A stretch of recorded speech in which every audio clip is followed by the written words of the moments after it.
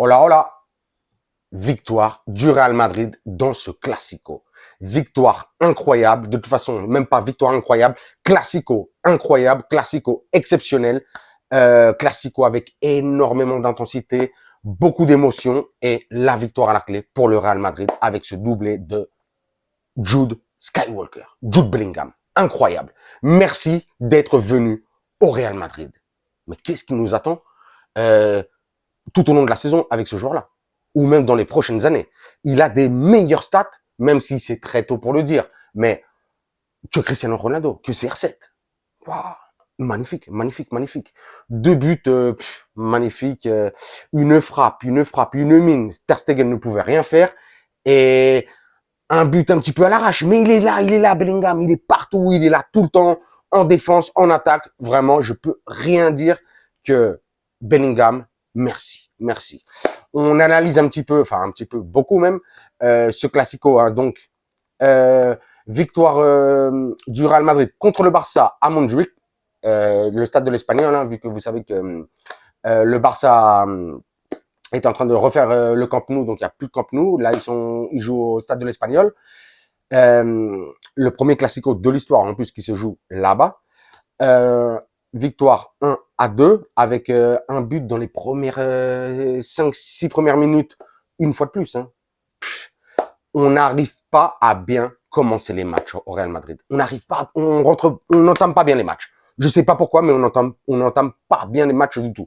Alors qu'aujourd'hui, c'était vraiment le premier match, enfin même pas le premier match, le match le plus sérieux de notre saison. Il n'y a rien d'autre à dire. Hein. On ne peut pas dire autre chose. Hein. C'est le Classico contre le Barça. Et on se fait mener dès la 5e minute avec un but de Gundogan. Pas une mauvaise relance, mais bon, Tchouaméni qui touche la balle, Alaba et Rudiger qui savent pas si partir au bon moment et on encaisse le but. Dommage. Kepa, là-dessus, je vais rien dire sur Kepa. Kepa pouvait vraiment rien faire. Mais bon, on encaisse à la 5e minute et là déjà, on est en difficulté. C'est compliqué. Une première mi-temps mauvaise. Hein. Je peux pas dire autre chose. Hein. Très, très, très mauvaise. Je dirais même lamentable de la part du Real Madrid. Mais plus que de la part des joueurs, j'ai eu l'impression que c'était surtout de la part du coach. Carleto Ancelotti. Tous les matchs un petit peu sérieux, tu nous as mis Camavinga. Tu nous as mis Camavinga titulaire, que ce soit au milieu ou sur le latéral gauche. Et aujourd'hui, le plus gros match de la saison, tu nous mets Mendy. Non, mais c'est pas possible. C'est pas possible. J'ai pas compris. Déjà, la feuille de match, j'ai pas énormément compris. Hein. Et on l'a vu dans cette première mi-temps. Hein. Un Mendy lamentable, lamentable, lamentable.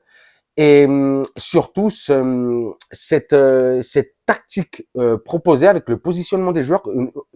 Vous me dites ce que vous en pensez en commentaire. Avec Tchouaméni, le milieu de terrain, c'était Tchouaméni, Toni Kroos, Valverde. Valverde, on sait que Valverde joue énormément haut. Aujourd'hui, en plus, on a vu ce vrai problème hein, dans cette première mi-temps.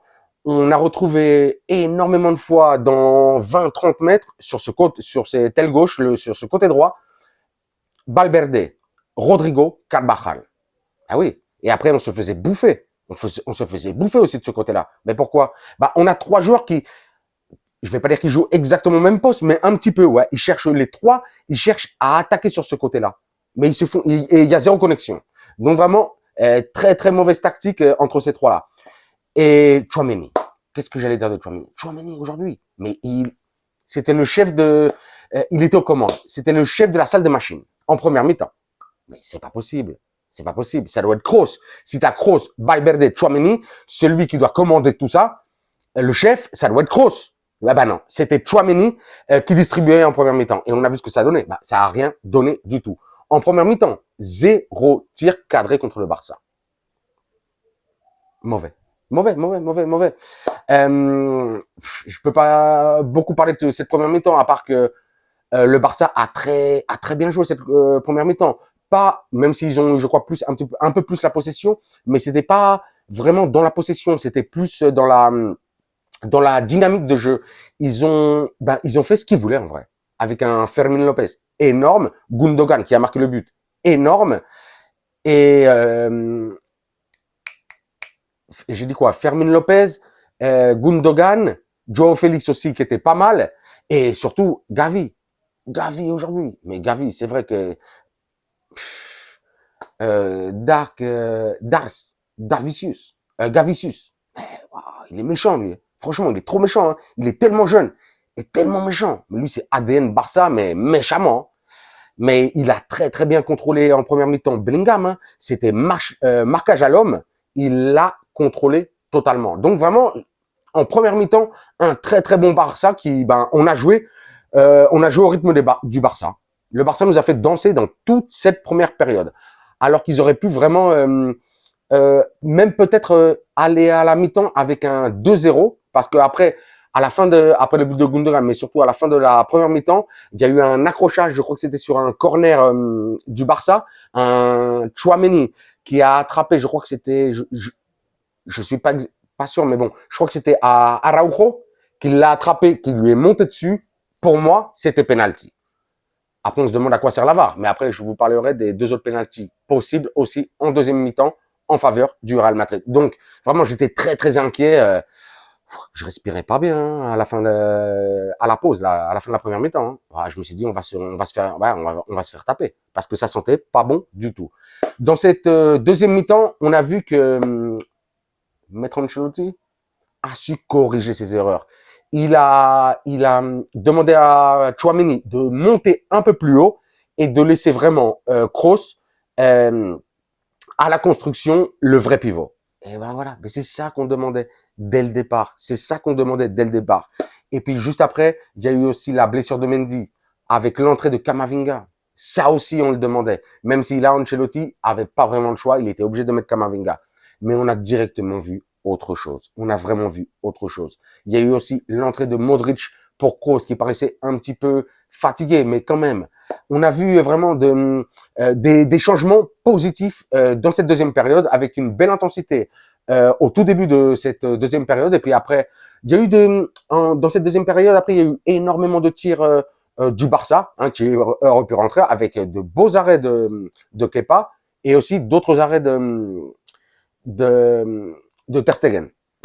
Et puis, il y a eu cette frappe magnifique, magistrale, missile de Jude Bellingham. Waouh! Mais j'ai l'impression que lui, il est touché par une baguette magique parce qu'il y a quelque chose. Il y a quelque chose. C'est pas un attaquant, c'est pas un ailier vraiment très offensif. C'est vraiment même s'il joue en faux numéro 9, enfin, et un peu plus en retrait en vrai. Mais tout ce qui touche, il le transforme en or. C'est incroyable. Donc, il reçoit, je crois que c'était Vinicius qui essaie de centrer, elle touche un joueur, elle est repoussée par un joueur du Barça, il la récupère, il la contrôle, il nous met une frappe impossible pour Ter Stegen, un but incroyable. Et ça nous a remis dans le bain pour cette deuxième période. Donc, vraiment magnifique. Et puis après, il y a eu quand même pas mal d'autres occasions. On a vu aussi l'entrée de Joselu à la place de Rodrigo, ce qui a permis aussi à Valverde de juste... C'est ça, comme je le disais là tout à l'heure là. On peut pas avoir Carvajal, Rodrigo, Valverde sur cette aile droite. Et donc, qu'est-ce qui s'est passé? Rodrigo dégage, sort du terrain. Valverde prend sa place. Et là, ça permet à Joselu, justement, de fixer la défense adverse, de fixer les défenseurs du Barça. Donc, vraiment, que des points positifs, en tout cas, pour cette deuxième mi-temps, parce que j'ai trouvé vraiment une très, très mauvaise première mi-temps du Real Madrid. Là, je peux pas le nier. J'étais très, très, très énervé.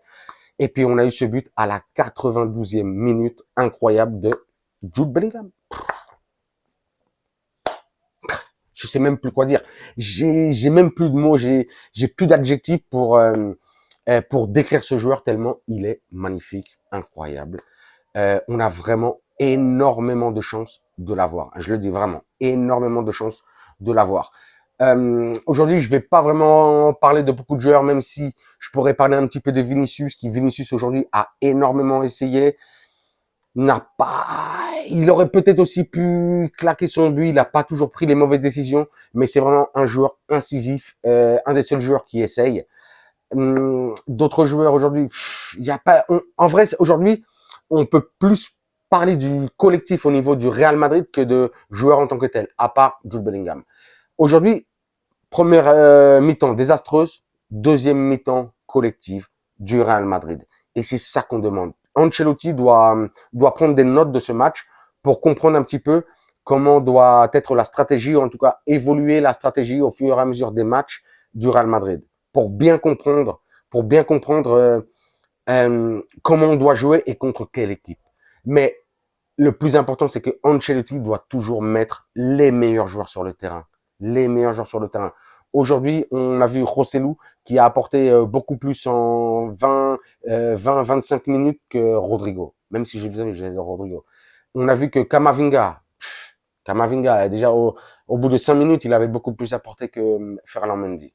Donc ça, c'est les enseignements à en tirer. Mais bon, là, on retrouve la première place à égalité avec Girona, hein, un Girona surprenant, hein, avec 28 points, comme le Real Madrid. Je crois que c'est 9 victoires, 1 nul, une défaite. Les deux, on n'avait que 28 points. Le Barça reste à 24.